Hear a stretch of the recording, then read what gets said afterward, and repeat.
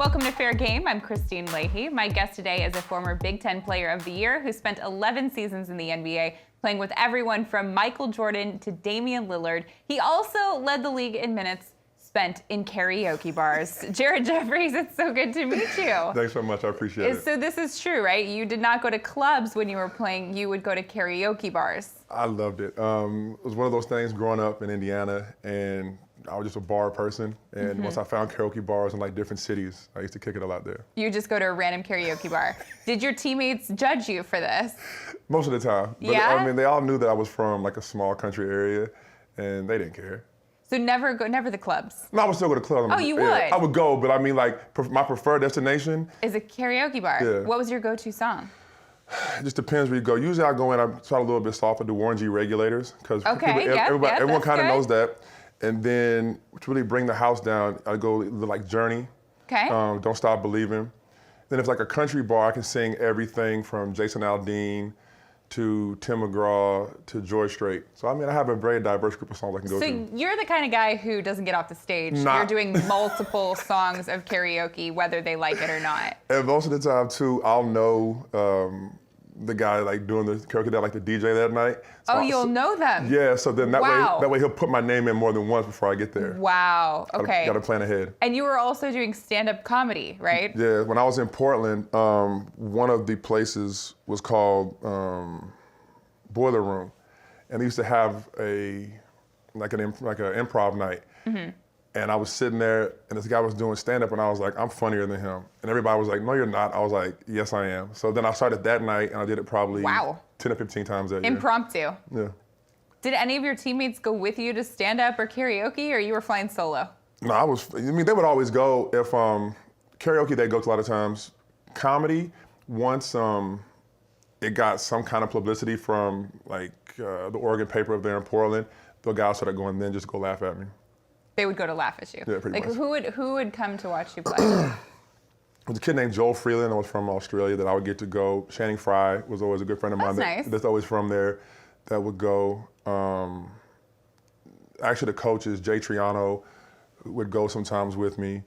I got Dame to go one time for karaoke, but he wouldn't actually. Did he go rap? No, but he wouldn't sing. Why? That's what I said. He's a musician, isn't he? Yeah, but it's also, you got to realize, it's also if he goes up there, people with camera phones, and people not do it. So I do get it. Oh, so he was embarrassed. Not embarrassed, but the whole camera phone generation has like ruined a lot of things because now people can take stuff out of context and do that, and they sell the story. So it's kind of slowed that down a little bit.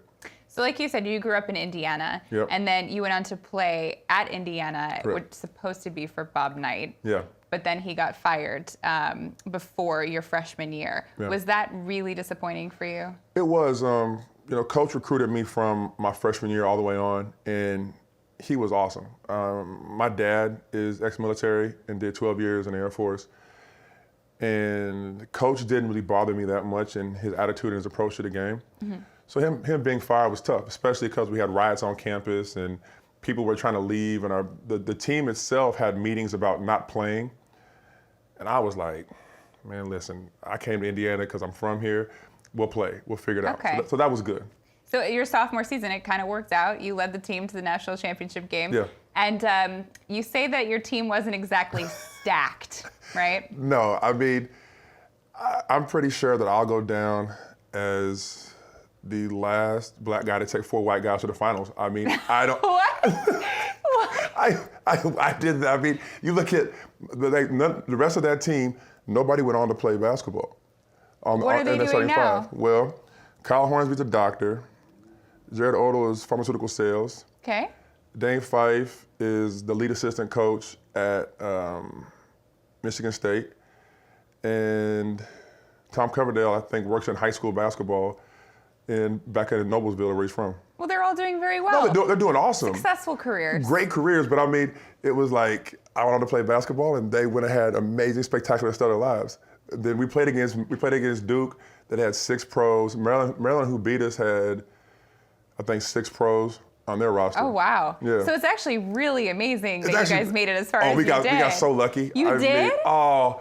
The number of things that went right for us to even get there. Like the second round, we should have played USC, who was better than us. They lost to UNC Wilmington. we had an amazing game. I mean, all of us to beat Duke. We had 17 threes against Kent State, hit another like 15 threes against Oklahoma, and then we played Maryland, and they were just a better team. So like we're in the locker room after the game, and everyone's kind of down, and I'm looking around like, we were lucky to be here. Like, Oh my gosh. Do they know that you feel this way? oh, for sure. Okay, so there's no surprises No, when no they surprise see at this. all. No, okay. no. So you wind up getting drafted 11th overall, 2002, by the Wizards. Yeah. There was a veteran that was playing there at the time. You might have heard of him, Michael Jordan. Yeah. What were your thoughts when you realized that you were going to be playing with him? You know what's so funny? I was more, with him, I felt comfortable because it was Michael Jordan, and he's seen the commercials and doing that. I was more scared of Charles Oakley. You felt comfortable because of Michael Jordan being in commercials? Well, you feel like you know, if you watch somebody on TV enough. You feel like you know like them? you know him, even though it's kind of weird. But It's Michael Jordan. yeah, but it was more the fear and the stories, because you got to realize, I walk in the locker room with that team, they were all men. Like Yeah. the only few young kids on that team, because MJ had put together a team that he wanted to make the playoffs with. So they were all veteran players. So Right. it was only me, Kwame Brown, and Brendan Haywood and Juan Dixon that were like the young players. The rest of that were like literally all 32 and older men. And like Patrick Ewing was an assistant coach for us. Right. So we were like, I was 20 years old. So you felt cool about Jordan, but Charles Oakley Scared the mess you. out of me. Yeah, he scared me.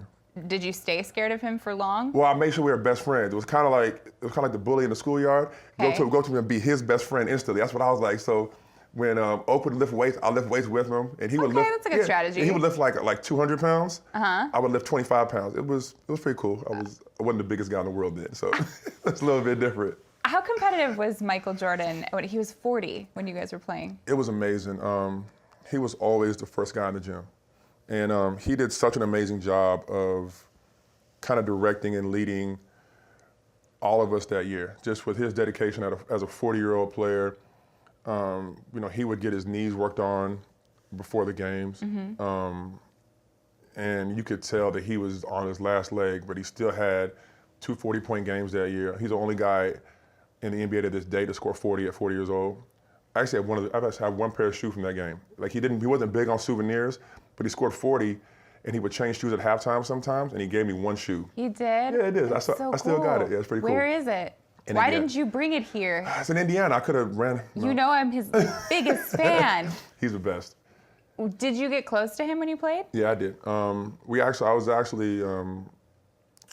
girlfriend and I were just down in Jupiter with him like a month ago. Oh, so you guys like call each other up? You're friends? Yeah, it's my homie. Wow. Pretty crazy, You right? should just call him. Just text him? Yeah. My phone's over You could there. FaceTime him. Tell him to He come over not here. a big FaceTimer. He's not? Not a big FaceTimer. Why not? I'm not sure, but he's real responsive. Anything about fishing right now, he's responsive. He likes to fish. Yeah. Well, you let him know that we can do this show on a boat and fish. His boat is sick too. Where is it? It's in Jupiter. In Jupiter. What is it, like a yacht? He has a yacht also, but this boat, like I've been on a lot of fishing boats because I've been fishing for a long time. When I got on his boat, I was like, this is big time, man. You're fishing with Michael Jordan. Pretty crazy, right?